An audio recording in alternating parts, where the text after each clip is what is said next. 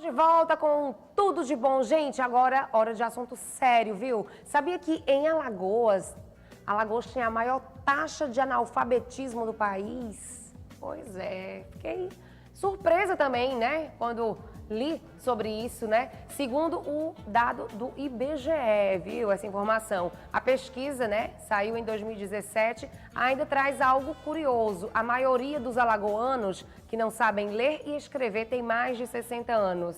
Júlia, que conta essa história pra gente. Julinha. Dona Sandra tem 53 anos e nunca foi à escola. O pai não deixou. Temia que ela aprendesse a escrever cartas para os namorados. Começou a trabalhar como babá aos 12 anos. O tempo passou e hoje ela sente muitas dificuldades no dia a dia e depende de outras pessoas para resolver coisas simples, como pegar um ônibus, por exemplo. Tem que estar perguntando qual é o ônibus, qual é o que vai, o que não vai, é assim. Segundo dados do IBGE, Alagoas tem 474 mil analfabetos. Os números são relativos a 2017 e revelam também que o estado apresenta a maior taxa de analfabetismo do país, 18%. A pesquisa constatou ainda que a maioria dos analfabetos tem 60 anos ou mais. A Secretaria Estadual de Educação confirma esta informação. Um público que não frequentemente busca escolarização, mas é um público que precisa de uma atenção e que também é o que configura nessa marca. Na tentativa de mudar este cenário, o governo do estado investe em ações e estratégias como a educação integral e profissional para crianças, adolescentes e adultos. A Secretaria, desde 2015, ela tem desenvolvido um plano estratégico para a gente não produzir mais analfabetos. Então, um deles é a gente cuidar dos alunos que a gente atende. Então, o Escola 10, que congregou todos os municípios, ele tem trabalhado muito na perspectiva da qualidade da educação. Dona Sandra admite que gostaria de estudar, mas cuida dos netos e não tem tempo. Mesmo assim, ainda pretende realizar um sonho antigo, aprender a ler. Mas tenho vontade. De aprender a ler. Meu sonho é aprender a ler, né? Ô, dona Sandra, e nunca é tarde, dona Sandra, né? Pode sim aprender a ler e a escrever. Vocês viram, né, gente? O número são 474 mil analfabetos em Alagoas, né? Essa média, de acordo com a última pesquisa que saiu, né, do IBGE em 2017, e a maioria tem mais de 60 anos. Deixa eu conversar agora com ela, Laura Cioli, que é professora de português, né, Laura? Como é que é para você assistir esse VT, né, essa matéria sobre esse tema que traz à tona uma verdade, né? A maioria, né, desses analfabetos tem mais de 60 anos. Você acredita que isso se deve ao quê, Laura? Olha só, como eu já havia dito para você antes, eu vou passar para você um pacote, né? Várias situações que acabam justificando. A dona Sandra, como a gente acabou de ver, é uma analfabeta plena. Ela não consegue assinar nem o próprio nome. E eu creio que isso fere demais a dignidade dessa pessoa, né? Ela falou que se sente incomodada. E que é um sonho, gente. É um sonho, sonho, algo grande. Mas ela se sente incomodada pelo simples fato de ter que perguntar à pessoa qual é o ônibus que ela tem que pegar. Então, na realidade, fere. Esses dados são alarmantes, são lamentáveis, mas infelizmente no nosso contexto social, político, econômico, histórico, no Brasil em que nós vivemos desde muito tempo, esse dado não é uma surpresa. Infelizmente, a gente se assusta porque, em pleno século XXI, né, no lugar de diminuir, o analfabetismo cresce. E cresce por quê? Porque eu tenho uma história.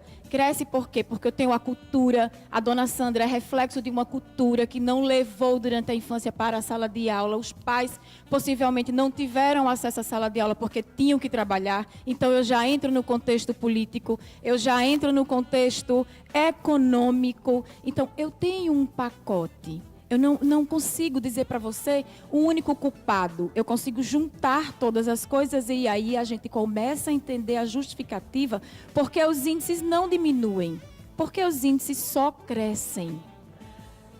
Falou aí, né? Disse tudo, né? Professora Laura. Laura, qual seria aí um estímulo, né, para os estudantes, para o método de ensino, talvez, a mudança disso, os professores serem aí incentivadores também, né, facilitadores do ensino com esses jovens, com as crianças.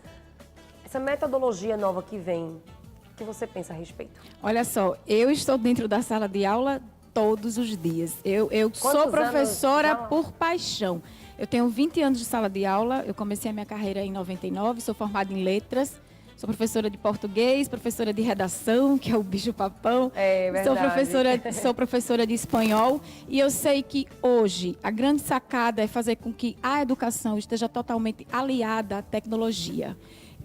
Se a gente começar a pensar, pode até surgir uma polêmica em relação ao que eu vou falar agora, mas tudo que eu preciso de assunto, de conteúdo, eu tenho acessando a internet. Verdade. Então, qual é o diferencial que a sala de aula vai trazer para o meu aluno? O que é que eu tenho que levar para prender aquele aluno ali dentro? Porque estudar não é atraente. Infelizmente, eu estou falando em relação a toda a camada social e os estratos mais vulneráveis da nossa camada. Então, o adolescente de 13, 14 anos, ele quer o imediato, ele quer o resultado. E na sala de aula, muitas vezes, ele não tem esse resultado.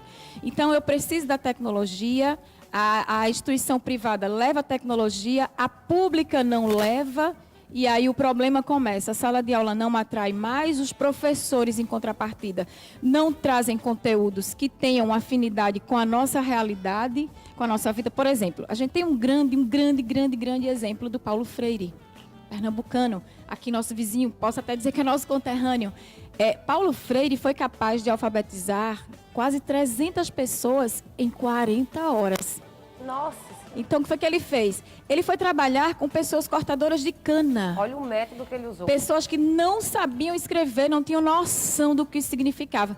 E em 40 horas, aliando a escrita, a identificação a partir das letras, com a realidade com que eles estavam vivenciando, ele conseguiu alfabetizar mais de 300 pessoas Esse pode ser um método aplicado para quem tem mais de 60 em anos. 40 horas. Não. Exatamente. Mas o que é que eu tenho? Qual é a alfabetização que eu tenho? Eu tenho uma alfabetização global.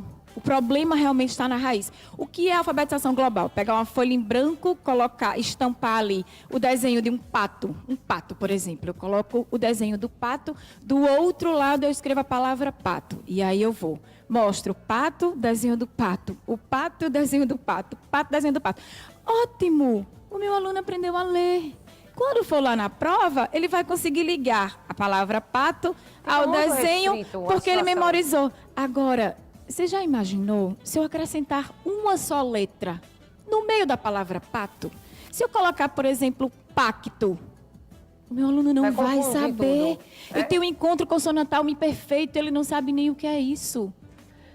É difícil, hein, gente? Mas fica aí, né? Esse alerta para todo mundo, né? Essa matéria aí, fica aí esse alerta para a gente poder refletir, né, Laura? E qual a última dica que você passa para esses estudantes e para os professores, né? Com essa nova metodologia que está chegando aí também de ensino? Rapidinho, Laura. Que a gente realmente precisa da educação. Tem um filósofo que é muito especialista nesse segmento da educação que diz assim: o ser humano é aquilo que a educação faz dele. Immanuel Kant já dizia isso, e isso é muito real, é muito presente. Então, nós precisamos da educação, o governo, acima de tudo, precisa Atenção, investir. governantes. Eu tenho países africanos, países asiáticos, que estão acima do Brasil nessa questão de alfabetizar. Eu tenho países como Finlândia, que o professor chega a ter um salário de 12 mil reais. E esse ano de eleição, é o ano da gente fazer jus E eu a tenho isso, né? Pensar na educação. eu tenho 17 alunos por sala.